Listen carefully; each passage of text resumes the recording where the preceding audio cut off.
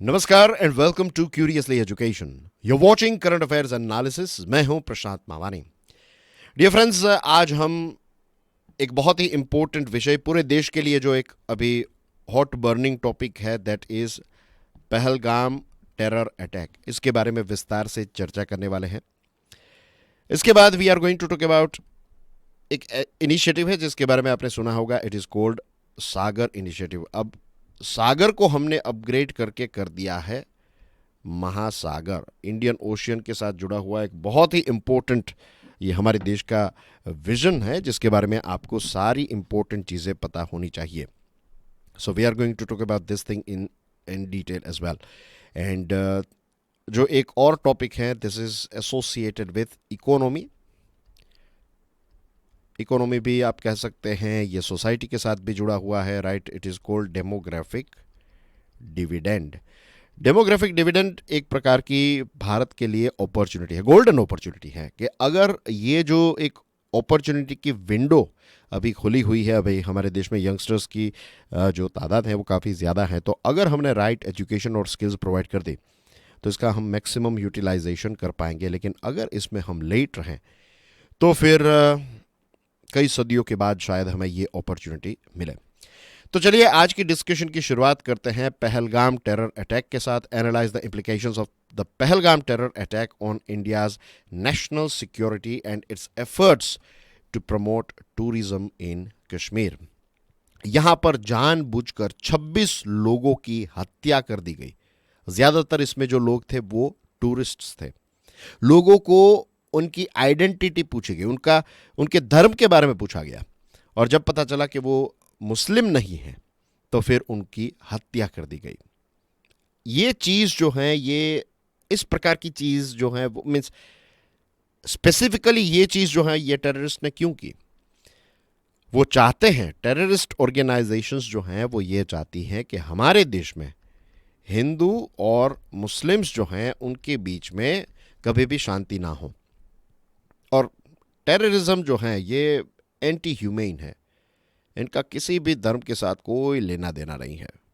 हर बार यही होता है कि धर्म का नाम लेकर लोगों को मारा जाता है, और इस बार भी ऐसा ही हुआ है, which is very very unfortunate. हमारे होम मिनिस्टर ने ऑफिशियली ये स्टेटमेंट भी दिया है कि हमारा देश भारत जो है वो टेररिज्म के आगे झुकेगा नहीं, विच is a very good thing. आपको पता है कि प्राइम मिनिस्टर मोदी साहब जो हैं वो सऊदी अरेबिया की विजिट के लिए गए थे। उनको अपनी विजिट जो है वो कट डाउन करके वापस भारत तुरंत ही लौट जाना पड़ा, और न्यूज़ में ये भी आया था कि एयरपोर्ट पर ही उन्होंने जो इम्पोर्टेंट मीटिंग्स हैं वो कंडक्ट करनी स्टार्ट कर दी थी।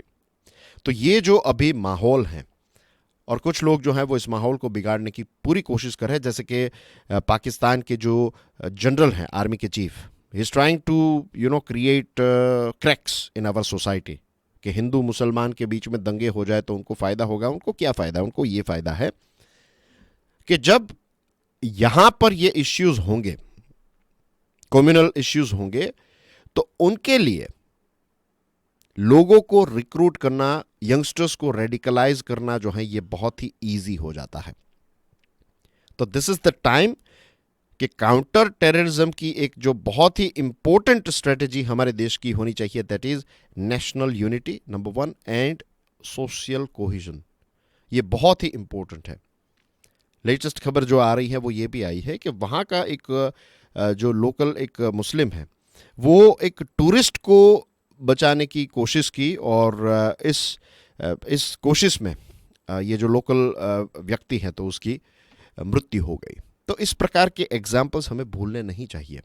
और सबसे जो अभी जो एक अच्छी जो खबर आ रही है कश्मीर में से, वो ये है कि वहाँ के लोग जो हैं they are protesting against terrorism, which is a very very good sign कि लोग जो हैं वो प्रोटेस्ट कर रहे हैं। आप अलग अलग न्यूज़पेपर्स को पढ़ेंगे। फॉर एग्जांपल मैं आपको रेफरेंस देता हूँ, आज का जो इकोनॉमिक टाइम्स है उसको आप पढ़िएगा, उसके फर्स्ट पेज पर आपको देखने को मिलेगा कि वहाँ पर लोग जो हैं वो प्रोटेस्ट कर रहे हैं, और वहाँ पर कुरान के कोट्स भी हैं और भागवत गीता भी के कोट्स भी हैं, महाभारत के कोट्स जो हैं, रामायण के कोट्स जो हैं, ये सारे अलग अलग ग्रंथों के कोट्स जो हैं वो दिए गए हैं। वो लोग ऐसे प्ले कार्ड लेकर खड़े हैं और कहते हैं कि भाई कोई भी धर्म जो है वो किसी भी लोगों की हत्या करने की, मीन्स ऐसी चीज़ें कोई भी धर्म नहीं कहता। We all know that.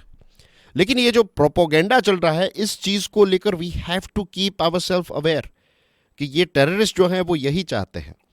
और जैसे मैंने आपको बताया था ना इससे पहले कि हमारे डिस्कशन में हमने देखा था कि ये अटैक भले ही कश्मीर में हुआ है, लेकिन ये हमारे पूरे देश पर अटैक है। और अगर हम देखें, जो वासुदैव कुटुंबकम है उसके पॉइंट ऑफ व्यू से देखें, तो पूरी इंसानियत पर यह अटैक है। टेररिज्म जो है ये एंटी ह्यूमन ही है। तो सोशल हार्मनी जो है इसको मेंटेन करना it is very very important. ये हर एक व्यक्ति की रिस्पॉन्सिबिलिटी बन जाएगी। अगर हमें हमेशा के लिए ये टेररिज्म वाली विचारधारा को खत्म करना है तो उसके लिए we need to follow humanity. Terrorism या फिर ये जो टेररिस्ट है, इन्होंने क्या किया, उन्होंने देखा कि कश्मीर में टूरिज्म जो है ये तो काफ़ी अच्छी तरीके से चलने लगा। कश्मीर में 2019 के बाद बहुत अच्छा पीस का एक एनवायरनमेंट हमें देखने को मिलने लगा। यहाँ पर दुनिया, हमारे देश के और दुनिया के अलग अलग लोग जो हैं वो घूमने फिरने के लिए यहाँ पर आने लगे। तो यहाँ पर लोकल कश्मीर के जो लोग हैं उनके पास जब पैसे आ जाएंगे तो फिर ये जब उनके वहाँ पर समृद्धि आएगी, प्रॉस्पेरिटी आएगी, तो उसके बाद पाकिस्तान और जो डीप स्टेट है पाकिस्तान का, उनकी जो भी टेक्निक्स हैं, जो भी टैक्टिक्स हैं, ये काम नहीं करेगी। तो यहाँ पर हर एक व्यक्ति, कश्मीर के सभी व्यक्ति के पेट पर लात मारने की कोशिश की है टेररिज्म ने। और यही चीज़, यही उनका एजेंडा है कि यहाँ पर किसी भी प्रकार की तरक्की जो है वो नहीं होनी चाहिए। भारत जो है वो रिस्पॉन्ड तो करेगा ही, राइट। इंडिया का रिस्पॉन्ड जो है वो डोमेस्टिक भी रहेगा, रीजनल भी रहेगा और ग्लोबल भी रहेगा। भारत जो है वो पाकिस्तान को आइसोलेट करने की कोशिश भी करेगा। और जो ग्लोबल कोऑपरेशन है, जैसे कि यूएई है, अभी सऊदी अरेबिया हमारे प्राइम मिनिस्टर गए थे तो वहाँ पर भी सऊदी अरेबिया की टॉप लीडरशिप को भी पता है कि क्या हुआ है। दुनिया के अलग अलग देशों ने, यूएसए से लेकर कितने सारे अलग अलग देशों ने ये जो टेरर अटैक है उसकी निंदा की और कहा है कि हम भारत के साथ हैं। तो ग्लोबल लेवल पर भी भारत जो है वो पूरी कोशिश करेगा कि पाकिस्तान जो है वो आइसोलेट हो जाए। और जो हमारा एक नेशनल रिजॉल्व है, as a nation we have to take a very, आज एक डिसीजन लेना है कि सिर्फ यहाँ नहीं, कहीं पर भी टेररिस्ट अटैक जो है जब भी होता है तो we have to take a stand. ये चीज़ जो है, जो कश्मीर के लोग जो अब प्रोटेस्ट कर रहे हैं, सो मैंने कहा ना कि that's a good sign. Let's hope कि एक दिन ऐसा भी आए कि पाकिस्तान का जो लेमैन है, पाकिस्तान में क्या है कि जो डीप स्टेट है, डीप स्टेट की जब भी हम बात, मुझे थोड़ा यहाँ पर क्लैरिफाई करना पड़ता है कि व्हेन आई से डीप स्टेट, तो मैं बात कर रहा हूँ पाकिस्तान की आर्मी और पाकिस्तान की जो आईएसआई है, इन दोनों को डीप स्टेट कहा जाता है। तो टेररिज्म और ये सारी चीज़ें जो हैं इसको स्प्रेड करने का जो मेन काम है, मेन हब जो या फिर फैक्ट्री है, that is this deep state of Pakistan. तो वहाँ का जो लेमैन है, जब वहाँ के लोग, वहाँ की आवाम, वहाँ की जो जनता है, जब वो स्टैंड लेगी, जब भी किसी भी दूसरे देश में अगर ऐसे अटैक्स होते हैं और पता चलता है कि भाई पाकिस्तान का इसमें इन्वॉल्वमेंट है, बहुत सारी रिपोर्ट्स आई हैं, इंटरनेशनल रिपोर्ट्स भी हैं, पुरानी रिपोर्ट्स भी हैं कि साउथ अमेरिका में टेरर अटैक होते हैं तो डायरेक्ट इनडायरेक्ट लिंक्स आपको पाकिस्तान में उसकी देखने को मिलती है। किसी ने या तो हथियार प्रोवाइड किया है, किसी ने या तो पाकिस्तान से ट्रेनिंग प्रोवाइड की है, राइट। ये सारी चीज़ें हैं। तो वहाँ का जो आम इंसान है, जब वो एक प्रोटेस्ट करना वो स्टार्ट करेंगे कि भाई हद हो रही है, अब तो पूरा जो देश है पाकिस्तान, उसकी अब कोई भी, it is very infamous, right. उनकी कोई ऐसी सॉलिड, कोई ऐसी क्या कहते हैं, गुडविल नहीं है, उनकी कोई इतनी खास इज्जत नहीं है।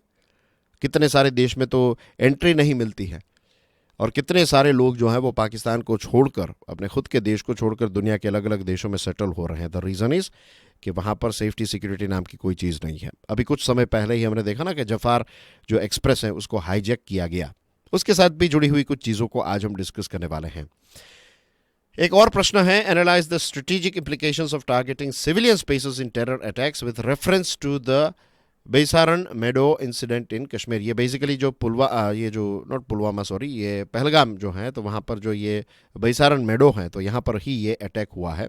तो ये जो बैसारन अटैक है, this underscores the evolving tactics of militants targeting civilian spaces to disrupt peace and normalcy.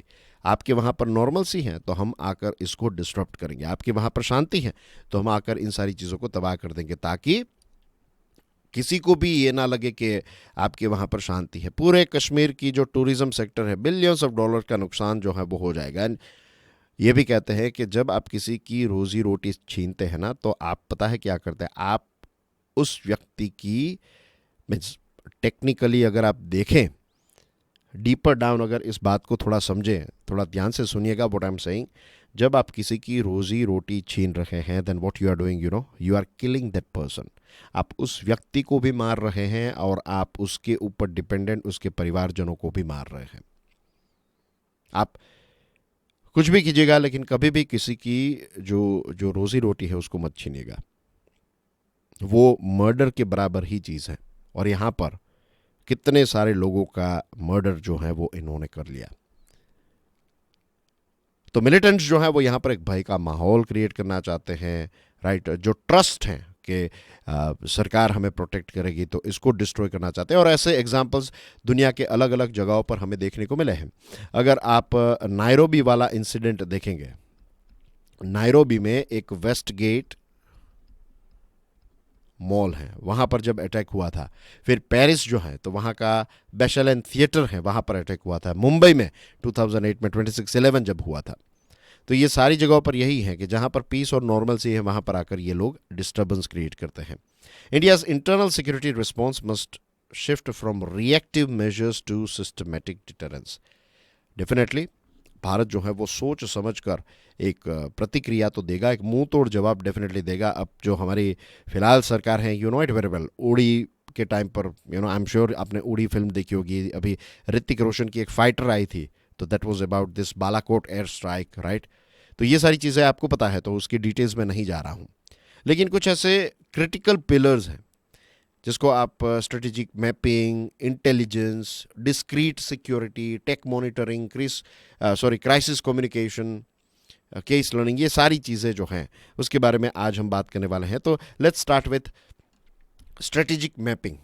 Strategic mapping and civilian-centric security doctrines are essential to safeguard high-density civilian zones, जहाँ पर काफ़ी ज़्यादा सिविलियंस आते जाते रहते हैं, राइट। तो इनको सेफगार्ड करने के लिए कौन सी टेक्निक्स का इस्तेमाल करना है, जैसे कि कोई टूरिस्ट सर्किट्स है, कोई रिलीजियस जहाँ पर यात्राएं होती हैं, तो इनको, या फिर मार्केट्स हैं इनके साथ जुड़ी हुई, तो यहाँ पर जियो टैगिंग किया जाए। कौन कौन से ऐसे वल्नरेबल एरियाज हैं, इनका थरो असेसमेंट किया जाए, और फिर यहां पर उस हिसाब से टेलर्ड सिक्योरिटी मेजर्स, जिसको कहते हैं ना कि हम कस्टमाइज्ड सिक्योरिटी मेजर्स जो हैं वो लेने की जरूरत है। इसी के साथ साथ सिविलियन लाइफ जो है वो डिस्टर्ब ना हो, तो इसके लिए दो चीजें होनी चाहिए। एक तो विजिबल सिक्योरिटी और एक है डिस्क्रीट या फिर सीक्रेट सिक्योरिटी। आपके आर्मी के जो जवान हैं वो तो आपको देखने को मिलेंगे, लेकिन कुछ जगहों पर आपको जवान जो देखने को मिल रहे हैं, कुछ ऐसे भी जो कहते हैं ना हम सिविल ड्रेस में, सिक्योरिटी फोर्सेस के जो पर्सोनल हैं वो यहाँ वहाँ घूमते रहेंगे। जब भी ऐसी कोई चीज़ होगी तो अचानक से किसी को पता भी नहीं चलेगा कि ये व्यक्ति जो है ये एक सोल्जर है। जैसे बहुत सारी इंटरनेशनल फ्लाइट्स में एक मार्शल होते हैं, राइट, एयर मार्शल जिसको कहते हैं। तो वो जो है वो सिक्योरिटी के लिए होते हैं कि अगर कोई आतंकवादी हमला हो जाता है तो एटलीस्ट एक ऐसा ट्रेंड बंदा है जो ऐसी सिचुएशन को हैंडल कर सके। तो वैसी ही कुछ चीज़ें जो है वो करने की ज़रूरत है। Community integrated intelligence, this is very very important. देखिए, टेक्नोलॉजी से आप इंटेलिजेंस गैदर कर सकते हैं, उसका भी एक इम्पोर्टेंट रोल है। आप ड्रोन्स का इस्तेमाल करेंगे, मोशन सेंसर्स का इस्तेमाल करेंगे, आजकल एआई का इस्तेमाल जो है वो हो सकता है, खास करके रिमोट एरियाज़ में ये सारी टेक्नोलॉजी का इस्तेमाल जो है वो किया जाएगा। लेकिन इसी के साथ साथ कम्युनिटी इंटीग्रेटेड इंटेलिजेंस का मतलब ये है कि आपके जो गेस्ट हाउस के ओनर्स हैं, जो गाइड्स हैं, राइट, जो पिट्ठू हैं, फिर क्या कहते हैं वो जो व्हाट्स द राइट वर्ड, खच्चर ही राइट वर्ड है ना, जो पोनी होते हैं, तो आप उनकर बैठकर घोड़सवारी करते हैं। तो ये सारे जो लोग हैं, they will be the years and eyes of security personnel. लेकिन ये बहुत ही सोच समझ कर करना पड़ेगा। फ्यूचर में टेररिस्ट ये भी करेंगे कि ऐसे लोगों को जो इन्फॉर्मर्स रहेंगे, लोकल इन्फॉर्मेंट्स जो हैं, उनको टारगेट कर सकते हैं। तो बहुत ही डिस्क्रीट, बहुत ही चुपके से ये चीज़ करनी पड़ेगी। और इसके लिए ये एक्यूरेट इंटेलिजेंस मिले, इसके लिए प्रॉपर एक चैनल क्रिएट करनी पड़ेगी। एक चैनल इन द सेंस के जो लोग हैं, कम्युनिटी है, उनके और सिस्टम के बीच में ऐसे ब्रिजेस होने चाहिए कि दोनों के बीच में ट्रस्ट हो, ट्रस्ट के चैनल्स हों, जिससे हमें राइट इन्फॉर्मेशन जो ह्यूमन इंटेलिजेंस है वो हमें मिल सके। फिर अगर कोई ऐसी क्राइसिस की सिचुएशन आती है तो चांसेस आर के अफवाहें भी उतनी ही फैलेगी। तो ऐसी क्राइसिस की सिचुएशन में कम से कम समय में, लेट्स से 30-45 मिनट्स के अंदर आपके पास वेरीफाइड इंफॉर्मेशन लोगों के पास पहुंच जाए, ताकि रूमर्स और ज़्यादा ना फैले, पैनिक की सिचुएशन जो है उसको कंट्रोल किया जा सके, और जो डिजिटल मिस इन्फॉर्मेशन है इसको काउंटर करने के लिए प्रॉपर हमारे पास टीम होनी चाहिए कि जो नरेटिव्स जो होते हैं उनको हम अच्छी तरीके से हैंडल कर सकें। तो counter digital miss we have to counter this digital misinformation. अगर ये नहीं करेंगे तो जो अभी तक की सालों की जो मेहनत है ना उस पर भी पानी फिर जाएगा। फिर एक सेंट्रलाइज्ड केस लर्निंग रिपोजिटरी बनाने की ज़रूरत है। तो इसमें क्या होगा कि कौन कौन सी चीज़ें ऐसी हुई हैं, राइट, सॉफ्ट टारगेट अटैक जो है इसको लेकर प्रॉपर केस स्टडीज़ किए जाएं। जितनी भी सिक्योरिटी एजेंसीज हैं उनके पास ये क्रॉस स्टेट और इंटर एजेंसी लर्निंग का एक नया माहौल क्रिएट हो। फ्यूचर की प्रिपेयर्डनेस हम कैसे कर सकते हैं, इस चीज़ को लेकर क्या क्या लैप्सेस हुए, कौन सी मेथड्स हैं, राइट, कैसे हम मिस्टेक्स को रिपीट ना करें, ये सारी चीज़ें जो हैं वो अक्रॉस द बोर्ड सारी एजेंसीज और क्रॉस स्टेट और इंटर एजेंसी लर्निंग जो है, ऐसा एक पूरा एक वातावरण जो है वो क्रिएट करना पड़ेगा। और कई जगहों पर क्या होता है, जब ओवर मिलिटराइजेशन हो जाता है तो फिर लोग जो है वो थोड़े, वहाँ के लोकल लोग जो हैं वो डरे हुए रहते हैं। जब आपका वहाँ पर प्रोटेक्शन जब कम रहता है तो जान का खतरा हो जाता है। तो इसमें भी एक फाइन बैलेंस जो है वो क्रिएट करना पड़ेगा। और इसके लिए जो मैंने आपको बताया ना कि जो दोनों यूनिफॉर्म और सिविल ड्रेस के आपके जो जवान हैं वो हम वहाँ पर तैनात कर सकते हैं। और सिविल लिबर्टीज़, वहाँ के लोगों की जो लिबर्टीज़ हैं, तो खास करके जब भी स्ट्रेस का माहौल होता है या फिर ऐसी सिचुएशन में we have to make sure कि लोग जो हैं, जो वहाँ के लोकल लोग जो हैं, तो उनके राइट्स, उनके अधिकार जो हैं उनका वायोलेशन ना हो। We have to keep this thing in mind. और वेपन के साथ साथ एक नई सिस्टम क्रिएट करने की, एक रोबस्ट सिस्टम, हथियार तो हैं ही हमारे पास, लेकिन हथियार के साथ साथ एक ऐसे सिस्टम जिससे इंटेलिजेंस, सर्वेलेंस, कम्युनिकेशन, ये सारी चीज़ें हों और जो सिविलियन लाइफ है उसको हम डिफेंड कर सके और एक मुंह तोड़ जवाब जो है वो इस प्रकार के आतंकवादी हमलों को दे सके। तो अब हमारा जो एक शिफ्ट है, so it should be that कि एक बहुत ही स्मार्ट तरीके से हम पहले से ही एडवांस में ये सारी चीज़ों को एंटिसिपेट कर सकें। और इसी के साथ साथ this should be a wake up call, and I am sure it is a wake up call for our nation, कि अब भारत जो है वो ऐसा नहीं कि अटैक हुआ और उसके बाद हम रिएक्ट करेंगे। अब हम, एंड आई एम श्योर ऐसा होता ही है, राइट। अगर नहीं पता है, अगर ये चीज़ नहीं जानते तो लेट मी टेल यू कि बहुत सारे ऐसे अटैक्स की कोशिश जो हैं उसको न्यूट्रलाइज किया जाता है बाय आवर सिक्योरिटी फोर्सेस। लेकिन अनफॉर्चुनेटली जब मीन्स कहते हैं ना कि हमारी जो सिक्योरिटी फोर्सेस हैं उनको 19 टाइम्स सक्सेसफुल होना पड़ता है, ये टेररिस्ट ऑर्गेनाइजेशन को सिर्फ एक बार सक्सेसफुल होना पड़ता है।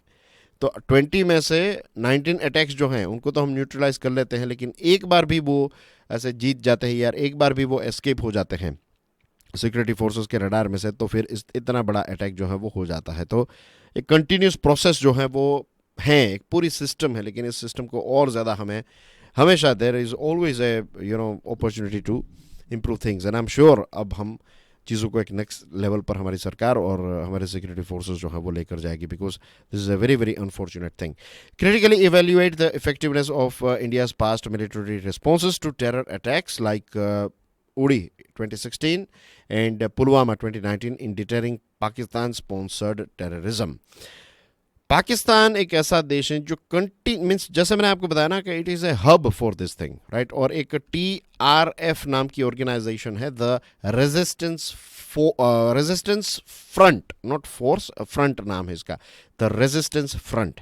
तो TRF ने इस ये जो वॉर, ये जो प्रॉक्सी वॉर चल रहा है या फिर ये जो अटैक हुआ है, तो इसकी रिस्पॉन्सिबिलिटी ली है। ये लश्कर तैयबा का ही एक सब ग्रुप है। और 26/11 में जैसे हुआ वैसी ही चीज़ जो है वो उन्होंने यहाँ पर की है। पाकिस्तान ने यहाँ पर लोगों की जो मृत्यु हुई है इसकी तो निंदा की है, लेकिन ये टेरर अटैक की निंदा नहीं की है।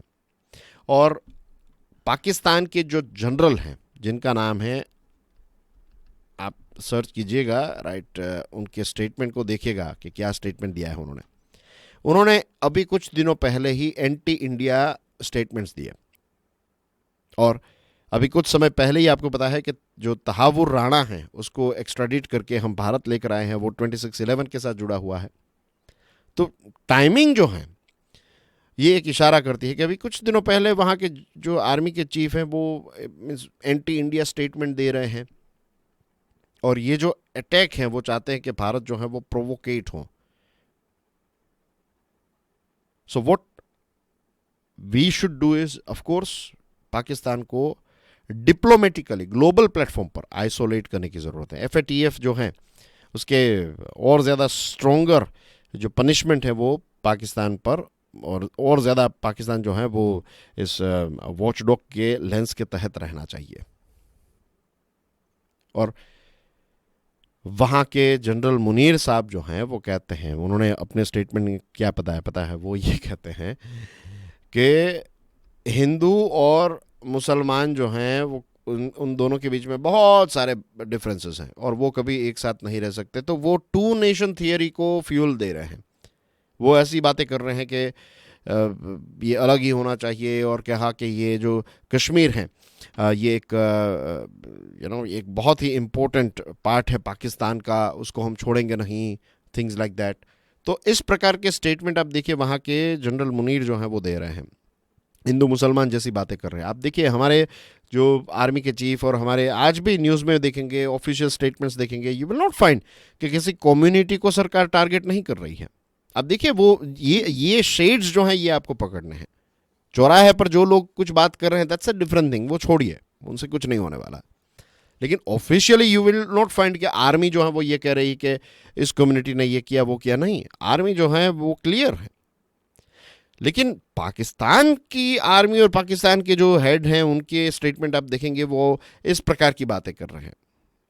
सो they are pro in this thing, यही काम है उनका, और ये चीज़ बार बार होती रहती है। एक वक्त था जब USA और UK जैसे देश जो हैं वो इन बातों को मानते नहीं थे, वो कहते थे आपके वहाँ पर लॉ एंड ऑर्डर का इश्यू है। लेकिन आज लगभग पूरी दुनिया मानती है कि ये एक स्टेट स्पॉन्सर्ड टेररिस्ट एक्टिविटी है, और पाकिस्तान जो है वो इन चीज़ों को खुलेआम सपोर्ट भी करता है। कितने सारे तालिबान के पास जो हथियार आए जब अफगानिस्तान को छोड़कर USA गया, तो बहुत सारे USA के हथियार जो हैं वो तालिबान के पास आए, और ये तालिबान के लगभग आप समझ लीजिए 50% जितने हथियार जो हैं वो ब्लैक मार्केट में बेचे गए, और बहुत सारे ये हथियार जो हैं ये टेररिस्ट ऑर्गेनाइजेशंस के पास पहुंच गए, और पाकिस्तान इन चीज़ों को ख़रीद कर ये चीज़ें जो हैं वो प्रोवाइड करता है। तो भारत को इंटरनल सिक्योरिटी के साथ साथ ग्लोबल कोऑपरेशन जो है उसको लिवरेज करने की ज़रूरत है। और जैसे मैंने आपको बताया कि FATF का मॉनिटरिंग जो है ये और ज़्यादा हो, टेरर फाइनेंसिंग जो है उस पर और ज़्यादा, मीन्स इंटरनेशनल सैंक्शंस अब पाकिस्तान पर लगाने का वक्त जो है वो आ चुका है। Dear friends, now let's move on to next topic. This one is about Sagar to Mahasagar. Discuss the strategic evolution of India's maritime vision from Sagar to Mahasagar and its implications for Indian foreign policy. यहाँ पर देखिए आपकी screen पर है Indian ocean का map, और Indian ocean जो है इसके बारे में आप बहुत सारी चीज़ें जो हैं वो जानते होंगे, तो I am not going into छोटी छोटी डिटेल्स। जिन लोगों के लिए ये पहली बार ये टॉपिक आप देख रहे हैं, तो मैं चाहता हूं कि आप वीडियो को पॉज करके ये अलग अलग इंपॉर्टेंट देशों को देख लीजिए। एक तो हमारा देश भारत है, श्रीलंका है, फिर यहाँ पर मालदीव्स को देख लीजिए, मदागास्कर है। अभी कुछ दिनों पहले हमारे प्राइम मिनिस्टर साहब जो हैं वो मॉरिशस की यात्रा पर गए थे। यहाँ पर देखिए रीयूनियन आइलैंड है, ये फ्रांस का आइलैंड है। यहाँ पर ऑस्ट्रेलिया का यहाँ पर आपको एक आइलैंड देखने को मिलता है, राइट। कुछ आइलैंड्स हैं ऑस्ट्रेलिया के यहाँ पर भी, और यहाँ पर एक देश है सेशल्स, इसका नाम है, राइट। तो ये सारे आइलैंड्स हैं। और इंडियन ओशियन जो है तो ये ऑस्ट्रेलिया के साथ, ऑस्ट्रेलिया एक लिटोरल स्टेट है, इंडिया तो है ही, इंडिया के ऊपर से ही नाम है, अकेला ऐसा एक महासागर है जिसका नाम जो है वो किसी देश के ऊपर से है। तो it's not just about country, it's more about Indian culture, क्या है ये, इसको भी देखेंगे। और अफ्रीका का ये जो ईस्ट कोस्ट है वो लिटोरल है। देन यहाँ पर आसियान के कुछ देश हैं, राइट, आप यहाँ पर भी देखेंगे ये जो वेस्ट एशिया के कुछ देश हैं, ये सारे जो हैं ये इंडियन ओशन के लिटोरल कंट्रीज हैं। Now the thing is dear friends, ये जो सागर इनिशिएटिव है 2015 में मोदी साहब ने इसको लॉन्च किया था। और इसको कहाँ से लॉन्च किया था? उस समय पर मॉरिशस से इसको लॉन्च किया गया था। सागर का मतलब होता है security and growth for all in the region. और इसका जो मेन लक्ष्य था दैट वाज कि ये इंडियन ओशन रीजन में सिक्योरिटी और कोऑपरेशन जो है ये और ज़्यादा प्रमोट किया जाए। और फोकस ये था कि ये जो सागर इनिशिएटिव हैं तो यहाँ पर मैरीटाइम सिक्योरिटी हो, इकोनॉमिक कोऑपरेशन बढ़े। और इंडियन ओशन रीजन की जब बात आती है तो हमारे देश को नेट सिक्योरिटी प्रोवाइडर कहा जाता है, क्योंकि इंडियन ओशन रीजन में कोई भी चीज़ होती है तो भारत जो है वो तुरंत ही वहाँ पर पहुँच जाता है। और सबसे बड़ी अगर आप ताकत देखेंगे तो that is our country India. तो ये सागर इनिशिएटिव जो है ये मेरीटाइम एंगेजमेंट को और ज़्यादा डीपर बनाने के लिए एक विजन जो है वो 2015 में लॉन्च किया गया था। अब हमारे प्राइम मिनिस्टर साहब जो हैं वो कुछ दिनों पहले मॉरिशस की यात्रा पर गए और वहाँ पर उन्होंने महासागर इनिशिएटिव को लॉन्च किया। तो भारत ने सिर्फ नाम नहीं चेंज किया है, इसका एक ब्रॉडर जियोपॉलिटिकल स्कोप जो है वो हमें समझना है। अब देखिए, चाइना की अगर आप एक्टिविटीज़ को देखेंगे तो ग्वादर पोर्ट जो है पाकिस्तान का, तो वहाँ पर चाइना पहुँच गया है। जिबूटी एक अफ्रीका का छोटा सा देश है, तो Djibouti became the first overseas base, military base of China. तो इंडियन ओशन क्षेत्र में चाइना की एक्टिविटीज़ काफ़ी ज़्यादा बढ़ रही हैं और ये सारे देशों के लिए खतरा है। तो सिर्फ यही नहीं, लेकिन चाइना को तो काउंटर करना है, लेकिन इसी के साथ साथ ये पूरा जो क्षेत्र है तो इसमें म्यूचुअल, सारे देशों का म्यूचुअल एंड होलिस्टिक, इसका जो फुल फॉर्म है महासागर का, that is mutual and holistic advancement for security and growth across region, that is Mahasagar initiative, mutual and holistic advancement for security and growth across regions. और यहाँ पर यह दिखाता है कि अब भारत जो है ये पूरे रीजनल, पहले सागर जो था that was more regional based, लेकिन अब भारत जो है वो रीजनल के साथ साथ ग्लोबल विषयों पर एक ग्लोबल मैरीटाइम एंगेजमेंट जो है वो क्रिएट करने की कोशिश कर रहा है। वेस्टर्न इंडियन ओशन यानी कि अफ्रीका का जो ईस्ट कोस्ट है तो इसको भी ये महासागर इनिशिएटिव के तहत कवर कर रहा है। तो भारत यही सिग्नल दे रहा है कि जो इंडो पैसिफिक क्षेत्र है तो इसमें एक बहुत बड़ा रोल प्ले करने के लिए भारत तैयार है। इसमें मॉरिशस जो है it is a very very important country, right, in terms of strategic, in terms of cultural maritime partner, historical civilisational ties रही हैं। बहुत सारी इंडियन डायस्पोरा जो है 70% plus Indian diaspora means Mauritius की पॉपुलेशन जो है दैट इज़ इंडियन डायस्पोरा। और भारत ने मॉरिशस में रडार सिस्टम जो है वो ऐड की हैं, वहाँ पर पेट्रोल वेसल्स जो हैं वो दिए हैं। पेट्रोल यानी कि ये जो petrol, right, not petrol fuel नहीं, PATROL, पेट्रोल का मतलब है जैसे निगरानी रखना। तो पेट्रोल वेसल्स, एयरक्राफ्ट प्रोवाइड किए हैं, राइट। मॉरिशस के कुछ आइलैंड्स में कोस्टल सर्वेलेंस सिस्टम्स हमने वहाँ पर ऐड की है। और ख़ास करके ये आइलैंड का नाम याद रखिएगा, आगालेगा आइलैंड्स जो हैं तो वहाँ पर भारत ने मिलिट्री केपेबल इंफ्रास्ट्रक्चर जो है वो क्रिएट किया है। तो दिस इंडिकेट्स कि भारत जो है बहुत ही क्वाइटली येट एक बहुत ही असर्टिव तरीके से अपने स्ट्रेटेजिक गोल्स जो हैं उनको अचीव कर रहा है। और भारत का और चाइना का अप्रोच जो है इट इज़ पोल्स अपार्ट। देखिए, कुछ लोग ऐसा कहते हैं कि जो चाइना हम्बनटोटा में और ग्वादर में कर रहा है वही चीज़ जो है वो भारत एगालेगा में कर रहा है, बट ऐसा नहीं है। जैसे मैंने आपको बताया, भारत का अप्रोच अलग है। भारत जो है वो पार्टनरशिप में बिलीव करता है। चाइना जो है वो पेट्रोनेज यानी कि एक कहता है ना कि एक अपना हाथ ऊपर रखने की कोशिश करता है। भारत जो है वो ग्रांट्स प्रोवाइड करता है, लोन्स प्रोवाइड नहीं करता है, ग्रांट्स देता है, कैपेसिटी बिल्डअप करता है। जो मिलिट्री सेटअप्स हम करते हैं तो उसमें शेयर्ड एक्सेस होता है, जो डेटा है वो मॉरिशस के पास भी होगा, हमारे पास भी होगा।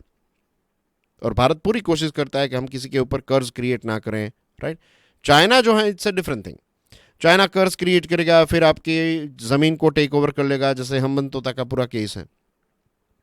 तो हमारी जो डिप्लोमेसी है it is build on shared history, trust, इन सारी चीज़ों को हम और ज़्यादा इंपॉर्टेंस देते हैं।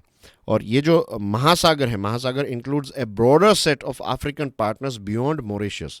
तो यहाँ पर Seychelles, Madagascar, Kenya, Mozambique, Tanzania, ये सारे देशों में को महासागर में ऐड किया गया है, या फिर इन सारे अफ्रीकन, ईस्ट अफ्रीकन देशों को ध्यान में रखते हुए ये इनिशिएटिव जो है इसको एक्सपांड भारत ने किया है। अफ्रीकन नेशंस जो हैं वो भी चाहते हैं कि उनकी कैपेसिटी बिल्डअप हो, उनको नेवी में और सिक्योरिटी और इन सारी चीज़ों में उनको ट्रेनिंग असिस्टेंस मिले, right.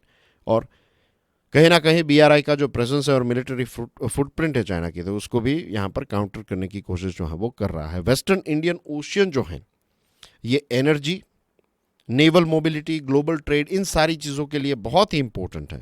Do you want me to write it down here? Energy का एक बहुत ही इंपॉर्टेंट रूट है इंडियन ओशन। नेवी की मोबिलिटी के लिए बहुत इंपॉर्टेंट रोल प्ले करता है, ग्लोबल ट्रेड के लिए बहुत ही इंपॉर्टेंट रोल प्ले करता है, और अफ्रीका के बहुत सारे देशों के साथ लॉजिस्टिक्स और डिफेंस के एग्रीमेंट्स जो है वो भारत कर रहा है।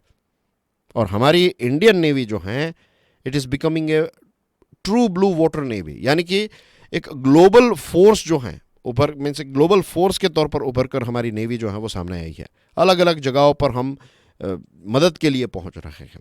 और ये सारी चीज़ें हम सस्टेनेबल मेरीटाइम डेवलपमेंट, ये रिस्पॉन्सिबिलिटी के साथ हम ये चीज़ें कर रहे हैं। वी नो कि इंडियन ओशन के रिसोर्सेज काफ़ी ज़्यादा है, लेकिन हम इसको एक्सप्लॉइट नहीं करना चाहते। वी नो कि इट इज़ वेरी फ्रेजाइल। तो इकोसिस्टम की हेल्थ और सस्टेनेबल ग्रोथ को ध्यान में रखते हुए ये सारी चीज़ें हो रही हैं। हमारी शिप्स आपको रेगुलरली अफ्रीका के अलग अलग पोर्ट्स में देखने को मिलेगी। तो नेवल एक्सरसाइजेस हो रही हैं, सर्वेज हो रहे हैं, ट्रेनिंग हो रही है, ये सारी चीज़ें इंडियन नेवी कर रही है। और अगर हमारे इतिहास को भी देखेंगे, if you will study Chola dynasty, तो आपको पढ़ने को मिलेगा कि कैसे जो एक ट्रेडिशन है, ये जो एक ट्रेडिशन था कि इंडियन ओशियन में और आप अफ्रीका के साइड और आसियान देशों के साइड आपको देखने को मिलेगा कि चोल डायनेस्टी जो हैं तो उनका ट्रेड और कल्चर जो है वो काफ़ी ज़्यादा स्प्रेड हुआ भारत का because of this Chola navy. तो वो जो एक पुरानी ट्रेडिशन थी उसको एक नई स्ट्रेटजी, मॉडर्न स्ट्रेटजी के साथ जो है वो इंटीग्रेट कर रहा है हमारा भारत। और इंडियन ओशियन जो है ना, उसके साथ जुड़ी हुई सबसे इंपॉर्टेंट बात यह भी ऐड करना चाहता हूँ कि ये जो महासागर है, महासागर is a civilisational and strategic statement of India's global maritime ambition. और इंडियन ओशियन जो है वो सिर्फ, जैसे मैंने देखा कि एनर्जी, ट्रेड और नेवल का रूट ही नहीं है, भारत का इसको आप कह सकते हैं, ये बहुत ही गोल्डन सूत्र मैं आपको दे रहा हूं, हमारा हिस्टोरिकल हाईवे रहा है इंडियन ओशन। तो भारत एक्सपांशन नहीं कर रहा है, भारत जो अपनी एक मैरीटाइम कॉन्शियसनेस है ना उसको रिक्लेम यहां पर कर रहा है। हम ट्रस्ट बिल्डअप कर रहे हैं इन सारे देशों के लिए, कर्ज बिल्डअप नहीं कर रहे हैं।